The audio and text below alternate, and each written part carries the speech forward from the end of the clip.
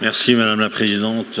Chers collègues, effectivement, le service postal territorial est bien une mission de service public particulière qui est confiée à la Poste par la loi de 1990. C'est à l'État donc qu'il revient d'en assumer le financement.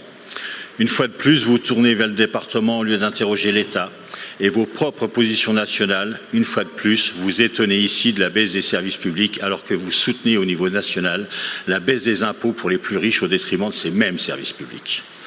En refusant d'assumer à la place de l'État la pénurie des services publics qu'il organise, nous, on fait preuve de davantage de cohérence.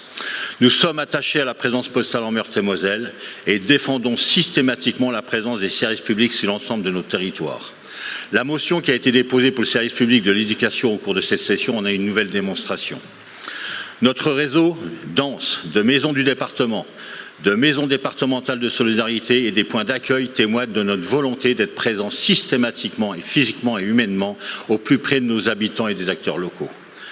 Notre soutien aux dynamiques locales, en investissement comme en appui au fonctionnement à travers notre dispositif d'appui au territoire doté de 84 millions d'euros, témoigne de notre solidarité envers les communes et les territoires les plus fragiles. Notre dispositif permet de financer la rénovation, les locaux qui accueillent des agences postales communales et les communes de Joudreville, Bonvillers, Neuf-Maisons ou encore Valleroy en ont bénéficié. Il n'y a pas besoin de schéma pour être actif.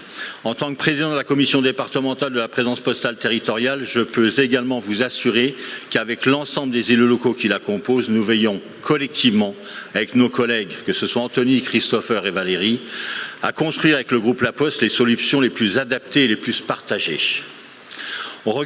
À ce regard, les solutions consistant à transformer certaines agences communales en dispositifs de type La Poste Relais Commerçants peut s'avérer pertinente.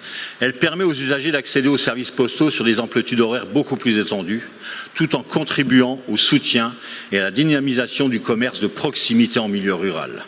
Et pour autant, je l'ai rappelé au début de mon propos, les solutions dépendent du financement et de la mise en œuvre par l'État. Or, encore cette année, le financement du contrat de présence postale a été diminué de 52 millions. Et à l'heure où je parle, il n'y a pas toujours de contrat pour 2026 pour pouvoir assurer le service. Les maires, eux, ne se trompent pas de l'interlocuteur. Je souhaite vous partager les propos du directeur de l'Association des maires de France. Chaque année, nous devons nous battre pour que la compensation prévue par le contrat de présence postale soit respectée par l'État. Et cette année, nous risquons de ne même pas pouvoir financer les dépenses obligatoires qui permettent de faire fonctionner les 11 500 points de contact de la Poste, dont les agences postales communales. Pour revenir sur votre cas particulier, c'est effectivement une APC qui accueille 3 clients jour pour 408 habitants, avec une ouverture de 15 heures semaine. Ce qui est en discussion, ce n'est pas une fermeture, c'est une transformation, avec un commerce local qui, lui, est ouvert 6 jours par semaine, de 5h30 à 12h et de 16h30 à 19h.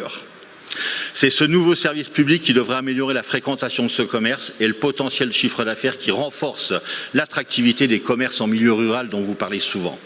Nous comptons aujourd'hui pas 68 mais 75 agences postales communales et intercommunales, ce qui démontre le travail qui a été réalisé par les élus et la Poste pour transformer et améliorer le maillage territorial, donc le service public de proximité. Je vous encourage à nous soutenir dans ce travail et d'interpeller nos élus nationaux et l'AMF pour obtenir du gouvernement le financement et pour financer le fonds de péréquation de 2026.